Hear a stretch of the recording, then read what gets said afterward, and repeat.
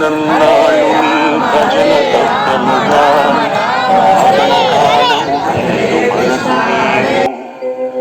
ఆ వేళ యమదూతల గ్రహంబున వచ్చి ప్రాణముల్ పెకలించి పట్టునప్పుడు కఫవాత పైత్యముల్ కపగా భ్రమచేత కంపముద్భవమంది కష్టపడుచు నా జిహ్వతో నిన్ను నారాయణాయల్చు పిలుతును శ్రమ చేత పిలువలేను.